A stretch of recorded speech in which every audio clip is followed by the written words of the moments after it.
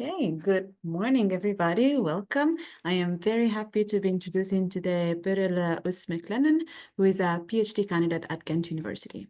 Having studied history at Tufts University, Massachusetts, and Bogazici University in Istanbul, she joined the literature department in Ghent in 2021 with a project focusing on Byzantine history writing of the 11th and 12th century.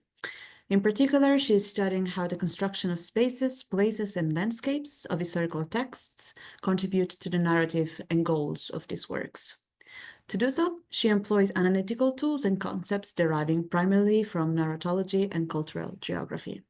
Today, Piril will present a paper entitled Cognitive Mapping, Scripts, and Schemas for Narrative Coherence. Piril, the floor is all yours. Thank you, Georgia, and thank you, TeTra team, for inviting me today. I am going to share my screen with you right now. If I can manage Zoom.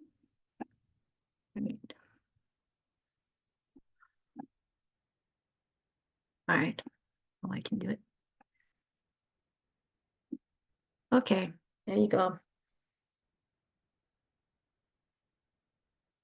Is it visible? Yeah, okay. Yeah, all good. So today I will be talking to you about a presentation that draws from my PhD thesis. The PhD thesis, as Georgia kindly introduced, is about,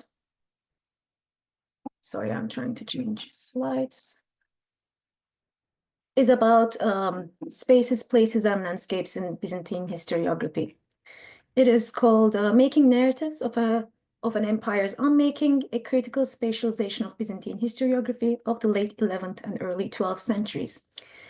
In the thesis, I investigate narrative strategies employed by a group of Byzantine historians from, late 11th and early 12th centuries, focusing on how they utilize spaces, places, and landscapes to achieve their historiographical aims.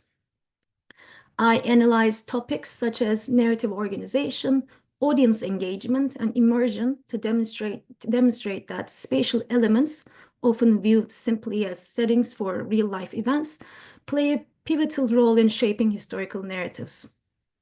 The chapter I will reference is still a work in progress, so I'm looking forward to hearing your feedback. And it analyzes how space alongside scripts and schemas are tools for creating narrative coherence in Byzantine historical texts, with a particular focus on Attaleiates' history, a late 11th century work central to my study.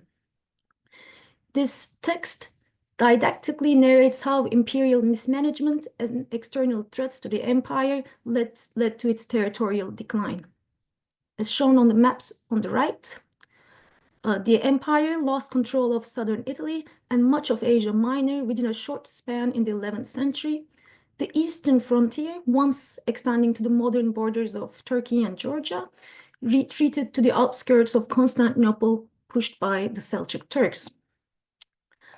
Mastery of space, or lack thereof it, is central to Attaleiates' narrative. The story shifts geographically from west to east, guiding its flow as the empire faces increasingly serious threats. At the same time, the text is written as a single continuous account with no divisions into books.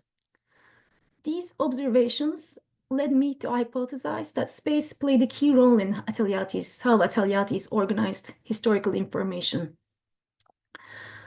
I argue in this presentation that by structuring his narrative spatially, he makes events both coherent and accessible to his audience while advancing his historiographical goals. My approach uses cognitive maps, scripts, and schemas, as I mentioned, to reveal how spatial structures shape his narrative. My goal is to understand, on the one hand, Byzantine narrative techniques, and on the other, contribute to methods of reconstructing Byzantine history. So before jumping in, I will briefly outline the theoretical framework, starting with cognitive maps. Cognitive maps is a concept borrowed from cognitive science in narratology. It's increasingly applied in narratology. It refers to mental representations of space, which is formed by using spatial relations, landmarks, and routes. The image on the top right is an example of a cognitive map of LA, Los Angeles. As you can see in this cognitive map on the top right, both natural and man-made landmarks, such as mountains and buildings, along with the routes connecting them, are represented in relation to each other on a flat surface, forming a mental representation of space. These maps, scientists argue, are a universal feature of human cognition and in animals as well. These maps are subjective representations. They are influenced by structures of knowledge around us and our personal experiences of space. Also, they're not static, but dynamic, adapting to the task at hand and the audience needs. But while the specifics of the maps change, reliance on landmarks and routes and spatial relations remain constant, and general features of cognitive maps remain the same. For example, as you can see on the cognitive map on the right, natural landmarks like mountains, the ocean, and the river are placed on the edges for orientation. Man-made landmarks, such as the stadium or the Getty Center, serve as clear reference points within the city. Routes between landmarks are simplified into straight lines, making the map easier to understand mentally. Even if the actual geography is more complex, as you can see down on the reference map to scale. In the cognitive map, landmarks are positioned to align for clarity. For example, the mountains appear at the top of the mental map, aligning with the routes, even though they're located to the right of the actual reference map. The cognitive maps simplifies real-life information for usability and over geographic accuracy. Additionally, note how downtown LA in the mental map occupies a much larger space compared to the other neighborhoods that the author of the mental map could have picked, which indicates to us a mental prioritization of this area over the other areas of the city. So this was the mental maps in a nutshell, cognitive maps in a nutshell. And why am I telling you this? Because you see, narratives are made out of events, such as the ones I listed on the slide. However, a list of events alone does not make a compelling narrative. What sets a narrative apart is how events are selected, narrated, and connected into a coherent story. Narrative coherence in narratology refers to the qualities that makes stories clear, logical, and easy to follow, with all parts working together to create a unified and meaningful whole. My first argument is that Attaleiates' narrative reflects the universal features of cognitive maps in his selection of events, their narration, and the connections between them.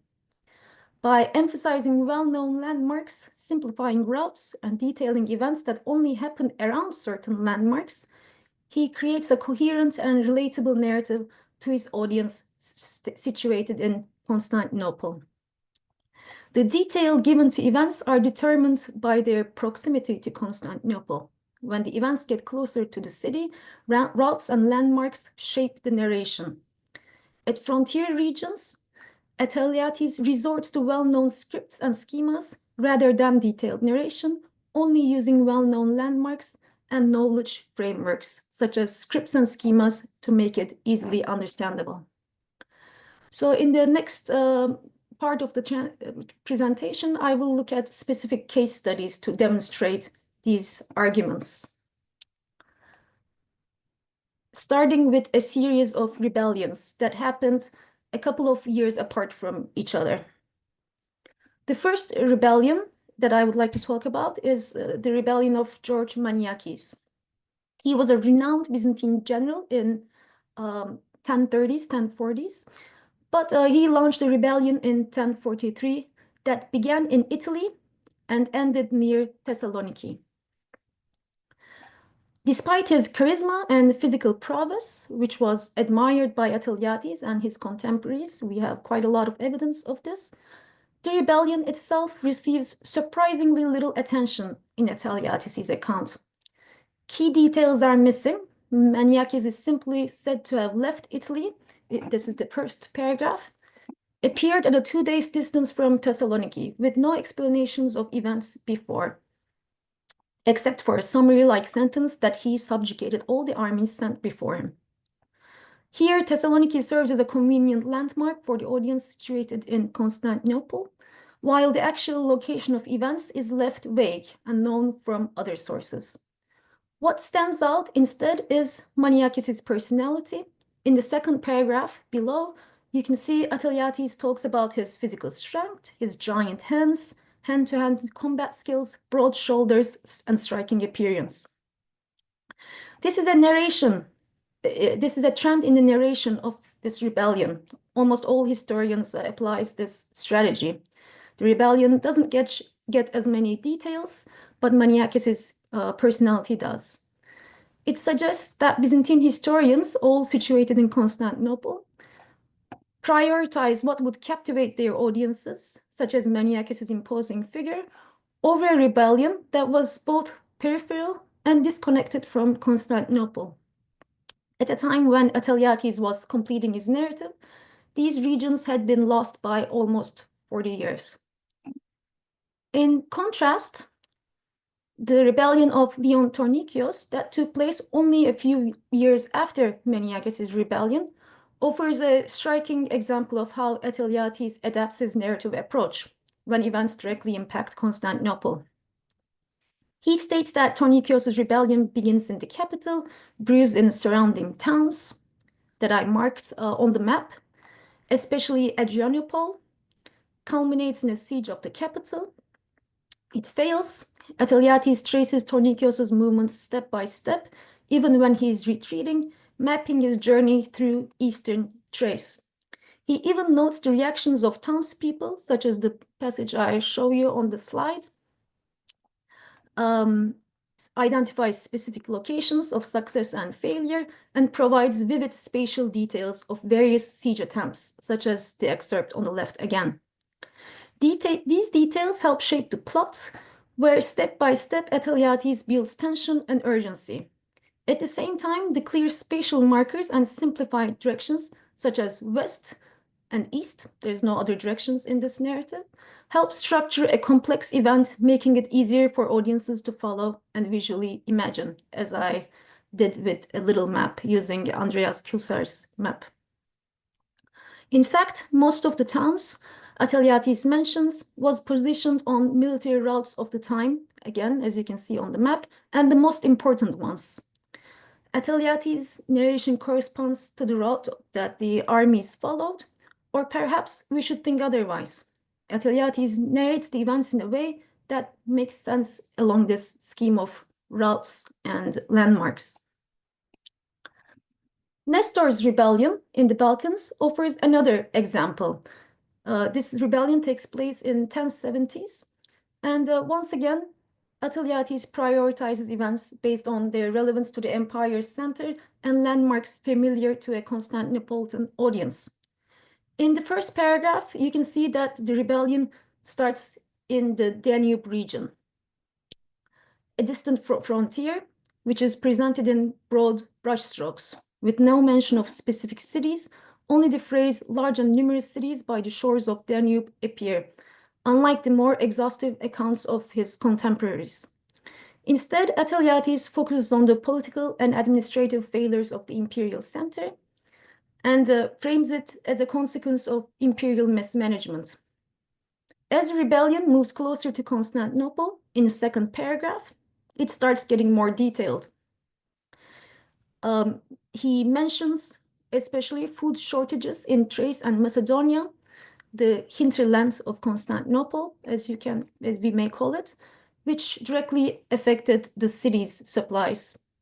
In fact, the whole rebellion is narrated from the point of view of the city. On this map, marked with blue, shows Attaleiates' coverage of events in this rebellion.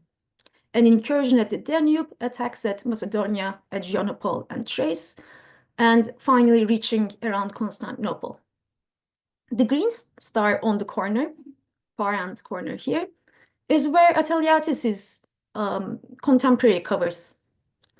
But repetitively in Attaleiates' narrative of the events in the West, the points to the left on the map, to the left of the Danube region, is completely omitted. Similar patterns to the rebellions applies to barbarian incursions in the Balkans.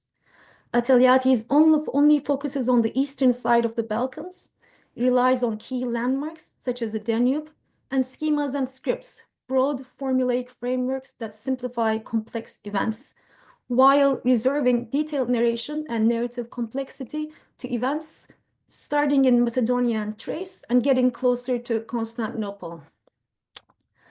A schema, simply put, is a mental framework that helps us categorize and interpret knowledge or experiences based on our prior information.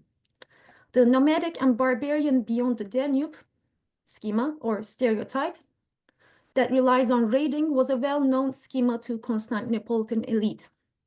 In Attaleiates' narrative, this schema is supported by narrative scripts which outline predictable sequences of actions.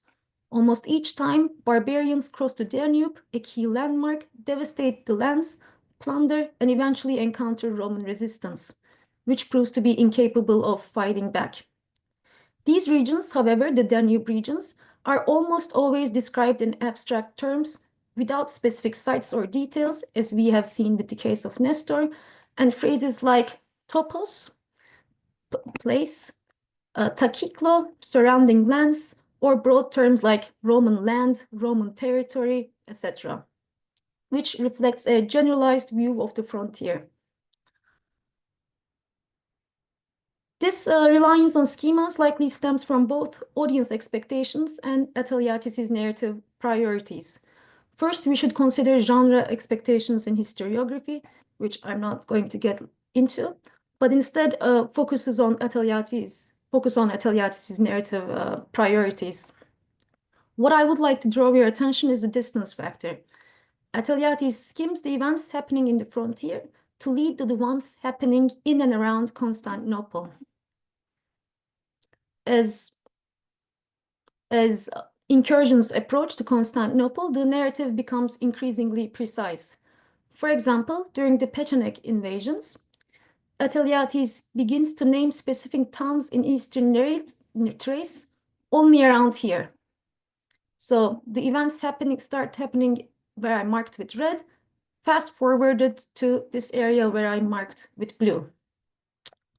So you might ask, what is the threshold? When does the narrative become detailed and unique?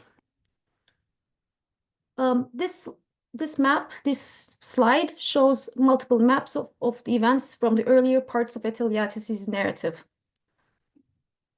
You can follow the blue stars to see where Attaleiates talks about in his narrative.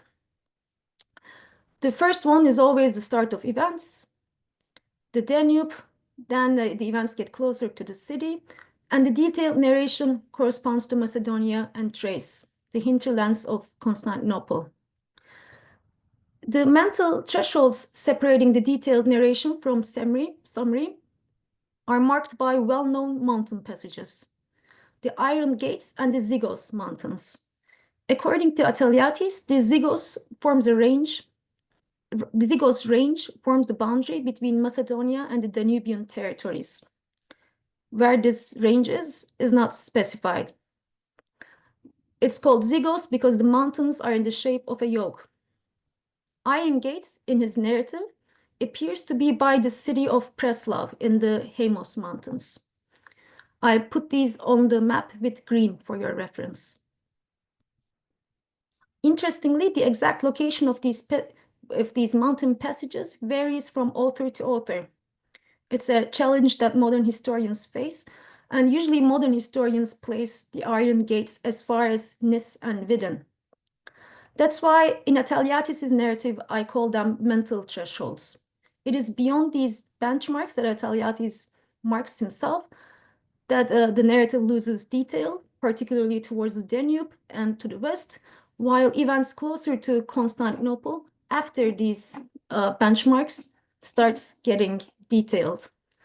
Clearly, they serve as cognitive anchors at the corner of his map in the structure of his narrative. So what about the empire's mobilization? In the Balkans, we see two examples that emperors leave Constantinople to confront incursions in this area called near the Danube, and then appear without transition at Serdica, modern Sofia, which is what I marked on the map. Presumably, they follow what is currently known as the military road, presented in the image on the left, which has a lot of spots along the way. However, Attaleiates never mentions these stops. Actually, a contemporary of Attaleiates writes that Serdica was not even the location where one of the emperors went during his campaigns.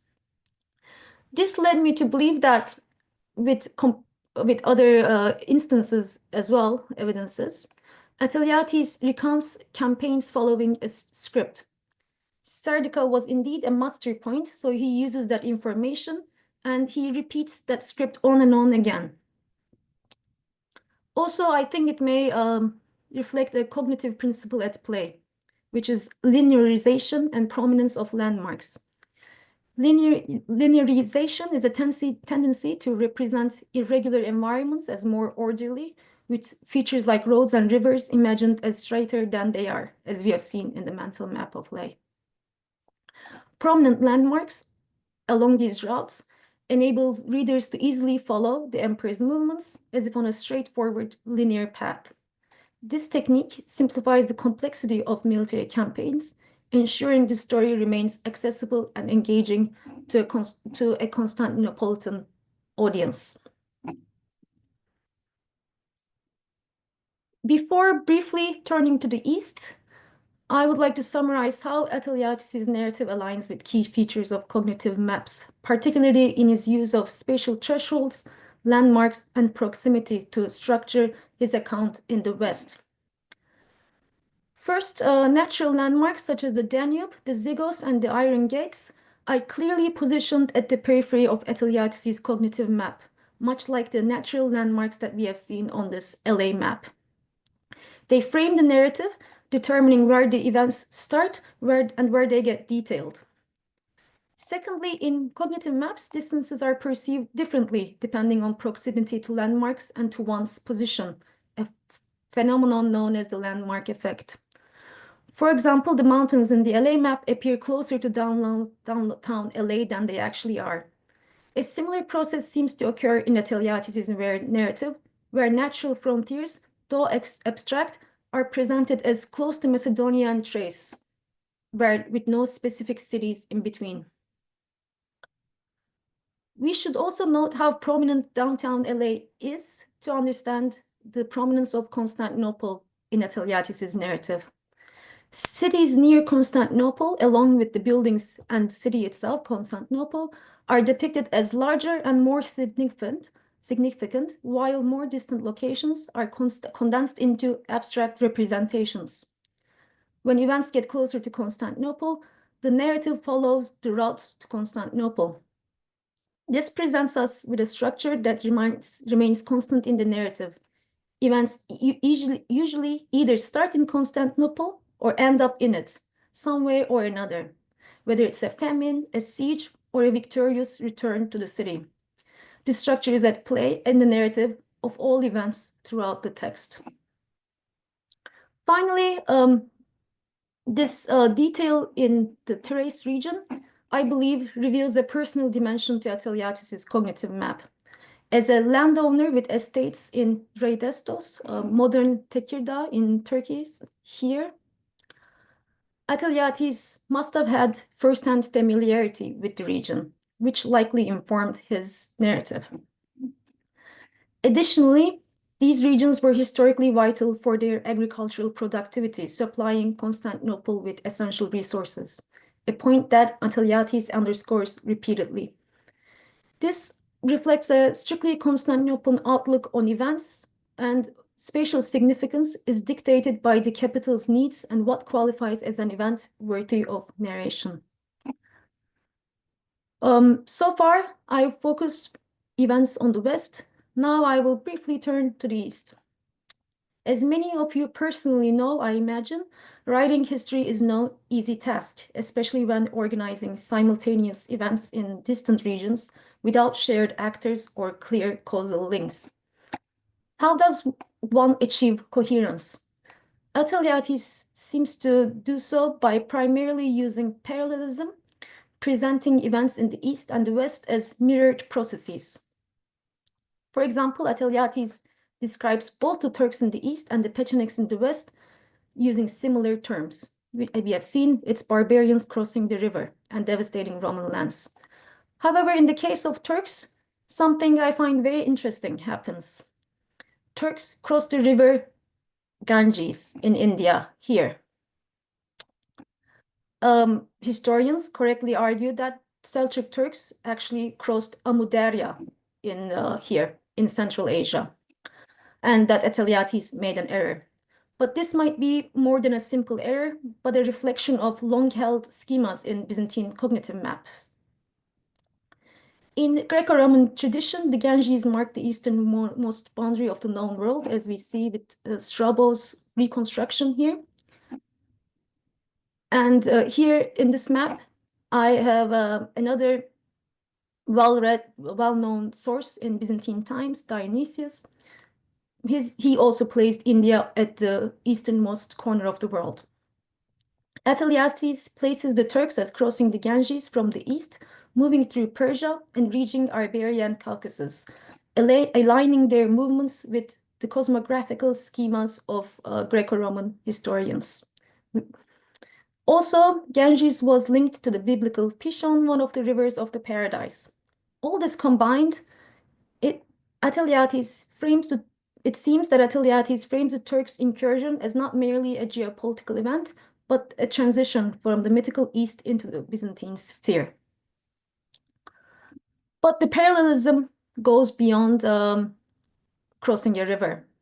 It extends to the actions. In both instances, barbarian launched devastating raids, destabilized the region, Roman military is incapable, but narrative resolution is marked by the intervention of heroic Latin individuals, meaning from Western Europe, who resort to guerrilla tactics to ensure Roman fortunes. In both instances, it's a Latin person. They embody the virtues of bravery and decisiveness that Attaleiates values, contrasting sharply with the Byzantine leadership.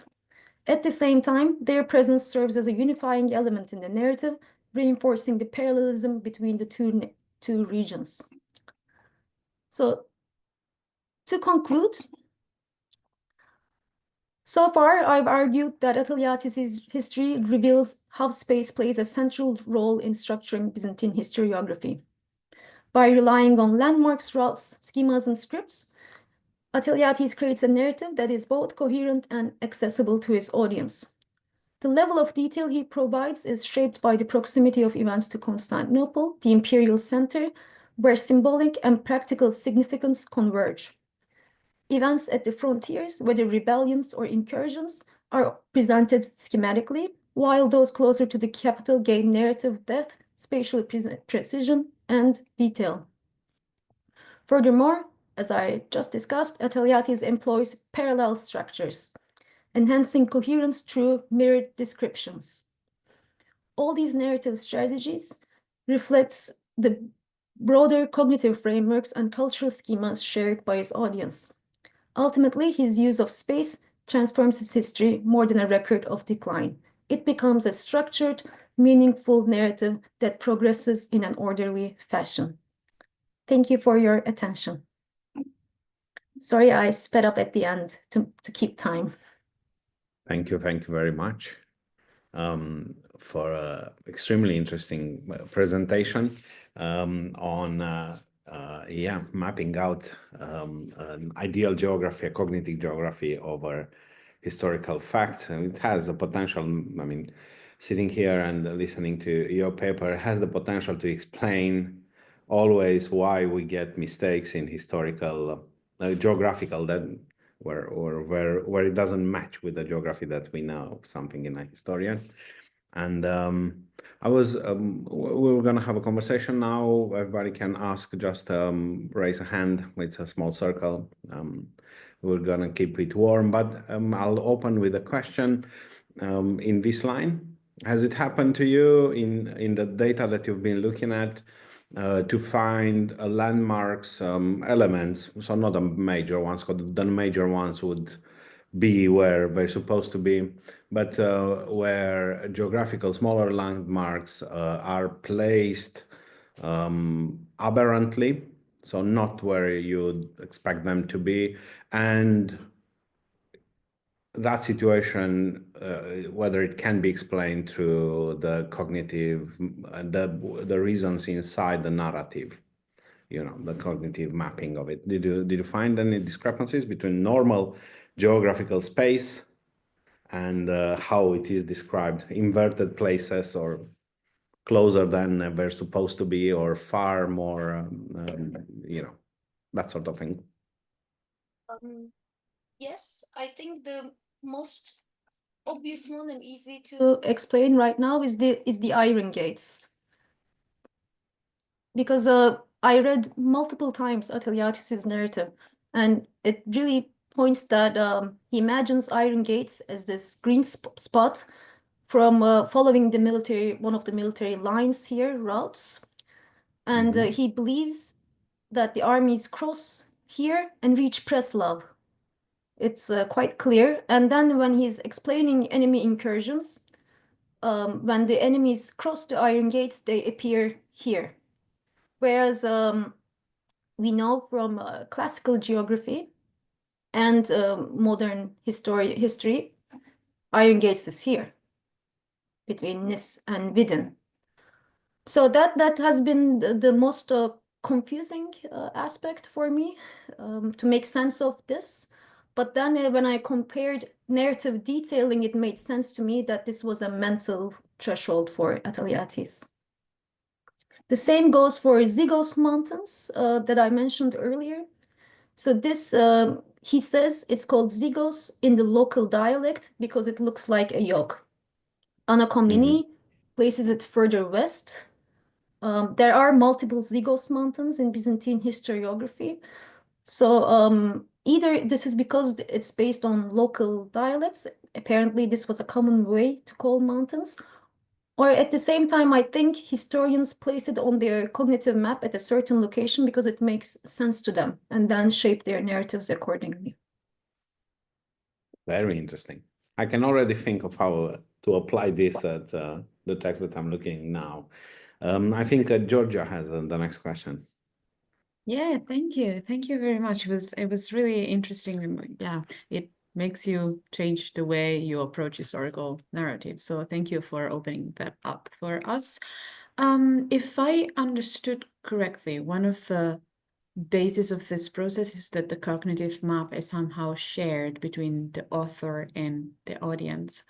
So I was wondering if comparing Attaleiates' like cognitive maps with other historical writings of similar periods, or also of other periods, you saw a lot of consistency, or if there are some things that do really change based on works or period. So this is, I'm glad you asked this question because this is something that I'm struggling with.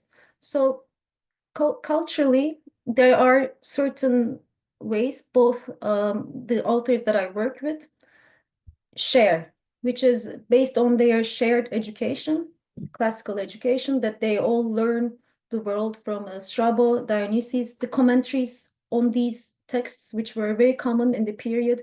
Psellos had a commentary on Strabo or Dionysius, one of them. Eustathius of Thessaloniki also had a commentary. So they do have a shared system of knowledge, but how they experience, the way they experience space changes and adds to these foundation. For example, Attaleiates, while completely skipping the western side of the Balkans, is very knowledgeable about Asia Minor because he went to campaigns there. And his contemporary Skylitzes, who uses Attaleiates' account to Skylitzes Continuatus to write what we consider like almost a copy, realizes Attaleiates' gaps in the West and fills them with his own information. So I believe certain landmarks stay the same. For example, Danube, Euphrates, these certain very prominent landmarks stays the same, but the amount of personal knowledge they gather over time change. So I made the decision to focus on what landmarks would stay the same between the audience and Attaleiates, for example, in terms of simplification processes, like what landmarks would both of them would easily know, such as the Danube, and to make my arguments. But so long story short, I think there are some changes, but prominent elements stay the same. Thank you. Fascinating. Yeah. Very, very interesting. Marion, I think you have the next question, please. Thank you, Piril, so much for this rich paper. The question I had actually goes a little bit in the same direction as Georgia. I wondered how you see the interplay between when Attaleiates decides or makes a conscious, deliberate choice to be either very detailed or not detailed at all, depending on the interests of his audience, or when he just simply lacks knowledge. So do you sometimes see that the areas that are closer receive more attention because he knows more about them, and the areas that are further away are very generic just because he lacks geographical knowledge or first-hand experience? And do you see an interplay between the deliberate choice or just simply the knowledge that was available? It seems to be a definite deliberate choice, the way his account moves from west to this structure. He moves from west to east and always comes back to Constantinople in between. So I think this could not have been a coincidence, and it gets more detailed when he's campaigning in Asia Minor, so that also can't be a coincidence. Could you ask your question again? I get a little confused, I believe. Yes, thanks. No, I was curious if you always see detailed or non-detailed accounts as the result of deliberate choice, or also just as the result of the lack of knowledge he and his peers might have had in a particular region. Yes, I think it works in tandem. What he considers more as an existential threat does end up being more of an existential threat, where he gives more information is Asia Minor. What he gives less information, the Balkans, he also hasn't been, as far as we know, that far himself. So I think they work in tandem. Yes, thank you. Very interesting also to hear about that he sometimes adds knowledge based on his own first-hand witness. Yeah. Thanks. It's a very, very interesting, and I'm trying to think now, what's more intriguing to have in three historians landmarks that are correctly placed in the same spot and they have the same importance, or to have from one historian to another a lot of variation over smaller landmarks across the geography of the same area. Also, so my question would be, do you observe from one author to another, one historian to another, a shift of what is important landmark and what is minor places on the same geography when they deal with the same thingy? I mean, I would expect, like you said, the Danube to stay in the same place and maybe be as important to all of them. But I would expect some variation here and there, unless it's a practice that they all took and from one another and use it more or less in the same way of describing geography. I'm trying to wrap my head around this. So this is not a very clear question. I'm curious about your thoughts broadly about it. So Anna Komnene uses rivers more because I think rivers play an important role in classical geography, and we know her education. Of her education, she was classically educated, very much an intellectual of the time. And she gives a lot of information about rivers, their courses. So she repeats classical geography in that sense. Like it's more classicizing than Attaleiates' history.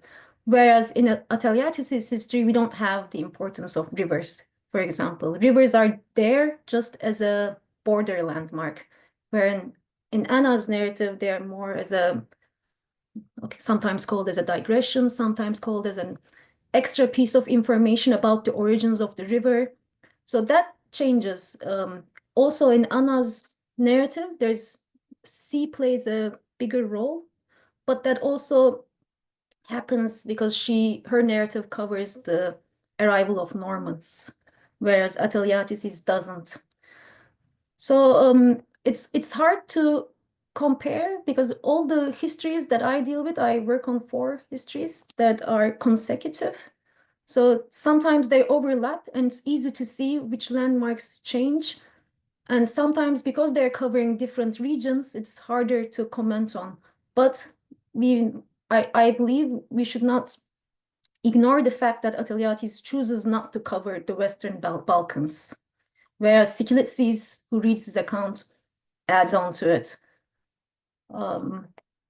Yeah, so I think the changing landmark, I believe, is the rivers that I see most commonly.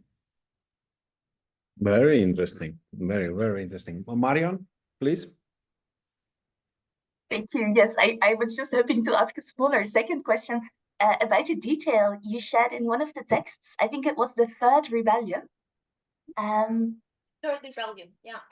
And part of the text you shared described the peoples in that particular region as especially multilingual, and therefore as associating with many different soldiers. And I was just curious of this aspect of knowledge of languages. Is that a positive thing in your author, or is it rather suspicious? Is it something that sets them apart from Constantinople, knowing multiple languages, or would the capital have been as multilingual? Maybe I was just curious if you had anything to share about how languages play a role in the narrative. Didn't really read the text looking for this. In Attaleiates, he calls them Meso-barbarian, so semi-barbarians. So I think the language is a way for him to classify them as almost barbarian. But yeah, I didn't really look into this in the text. It doesn't. I think this is, if I'm not mistaken, the only time it comes up, the issue of language. Thank you. And this term of semi-barbarian is interesting as well. Thanks. Flora, please. Thank you, Piri, for bringing this presentation. And I must say I was presently surprised that with the illustration of a historian using this method of cognitive mapping to bring his story, to bring his narrative. Now, the only thing I wanted to give you is perhaps some information about another context where cognitive mapping is very popular these days. We have something like the European Capital of Culture each year in Europe, which comes with a lot of money from the European Union. And in the bid books, what I've seen for the past 5 years is that cognitive mapping is very important, and that the landmarks that are used as you pointed out, you have the natural landmarks, and then you have the cultural landmarks, you have the historical heritage landmarks. But what I see is that in the bid books and the programs of the cultural events, new landmarks are created to tell the story and to bring the narrative to people, for them to share engagement and participation. And I think that is what Georgia also referred to, that in a way you build on shared knowledge, and you have the shared knowledge of natural and historical landmarks. But what they try to do there is to build new, to give new landmarks for the people to take along and to build on new heritage. That's just what I wanted to point out. Might be interesting for you. I'm glad you brought this up, because this is Attaleiates' text is a very long and dense text, and I couldn't share everything that I wanted to share with you. But so Attaleiates does engage in this process where he suddenly directs the attention of the reader to Iberia, modern Spain, which had not been part of the empire for centuries by now, last in 6th century, so 500 years. And he gives the emperor that he supports a genealogy based on families from Iberia, because they were very brave people, he says. But what I argue in the thesis is that Attaleiates has this mindset of imperial space that spans to various geographies in the various areas in the Mediterranean, that considers this whole area Roman in a sense.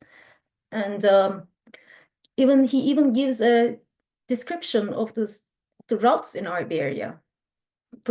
He probably took it from an itinerary, like a guide book.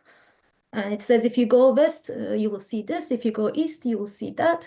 So suddenly he adds to the story world, plus the cognitive map of the reader, this region far removed, but also historically has been part of the Byzantine Empire. So I think it's a similar process that you've been talking about. I think Georgia has another question. Yeah, I have another curiosity. Thank you. It was connected to the fact that of what you mentioned about the fact that the story starts and ends with Constantinople, and the closer it gets to Constantinople, the more details it gets. So I was wondering whether you showed us a cognitive map of the empire, so to say. So I was wondering whether there is also a cognitive map of Constantinople itself in the narration, and what would it be? What would be on that map? What is important for Attaleiates? Yes, thank you. So the way he structures his narrative, it's very common in Byzantine historiography, is of course the start of the reign and the end of the reign of an emperor, right? So he always starts the reign in the city at a public center. He mentions wherever the emperor, I don't know, it says sometimes it's the Senate, oftentimes it's Hagia Sophia. Always starts in a landmark of the city, and then ends in the monastery where he's buried. He specifically mentions where, sometimes he doesn't say which monastery, but ends in the monastery he's buried. So I think there's he puts the emperor at the center of Constantinople, and when they're dead, in the periphery, in the monastery, because the monasteries were in the peripheries of the city. He pays particular attention to the markets where public reaction takes place, because he most of the time narrates events from the point of view of the Constantinopolitan audience. So, for example, when he starts talking about food shortages of the city, he talks about hungry people on the streets. So the city's main roads play a role because it has people in it. Hagia Sophia constantly comes up in the narrative when you least expect it as well. And monasteries is what I would say. The relation between the core and outside the city walls. This tension comes up. The being outside of the city walls in Attaleiates' narrative is very dangerous. Emperors, stuff happens to emperors. They get struck by lightning outside the city walls. They are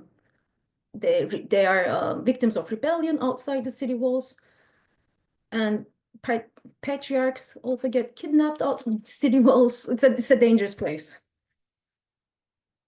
Let's see, thanks. And would it be the same for other relevant cities in the history, if there are others? They don't come up. They don't come up. Okay, so it's really Yeah. So they come up as movements along the armies. I think eventually some cities in the east do come up when there's siege attempts, but not as much as Constantinople. Oh, which is really revealing in a way. Thanks. Interesting. I think Andy has probably the last question. Yes, thank you very much.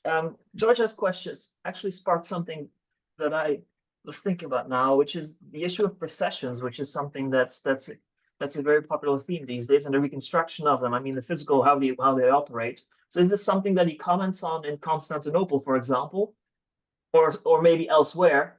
And so how trustworthy of a source would he be for those kind of situations outside of Constantinople versus inside? Is this something he discusses? Discusses one procession in detail. Michael, was it the 5th or the 6th? I always confuse the numbers of Michael's. He says he gives a lot of details about it, where it starts, the stops it makes along the Meze, how it comes back, and he describes again the viewpoint of the Constantinopolitan people, like that they were amazed by this, but they noticed something was wrong, which was a sign for the future. And then I was wondering, Psellos also covers the same period, whether he gave as much as importance to this procession. He doesn't mention it, whereas it plays a significant role. He says, and then Michael became emperor, and there was acclamations or something. Like he mentions it in one sentence, whereas in Attaleiates' narrative, this plays a huge role because it shows us how he was received by the city, etc. So I don't know whether he was loyal to the historical route followed in real life, but it does serve a purpose in his narrative, the procession, which is what I focus on, because I'm doing a literary study rather than a historical study. So this is what I look for in the text. Okay, thank you. And on this note, I would like to thank our speaker today, Piril MacLennan, for an excellent paper to round up our year. This is the last paper of the year, and we wish everyone jolly good holidays and then an even better new year. Thank you for your kind comments and really thought-provoking questions for me. I really enjoyed the discussion. Thank you. Thank you very much for this very rich and fascinating paper. Thank you, everybody, for joining. And see you next time. Enjoy the holidays. Happy Christmas. Merry Christmas. Thanks, everyone.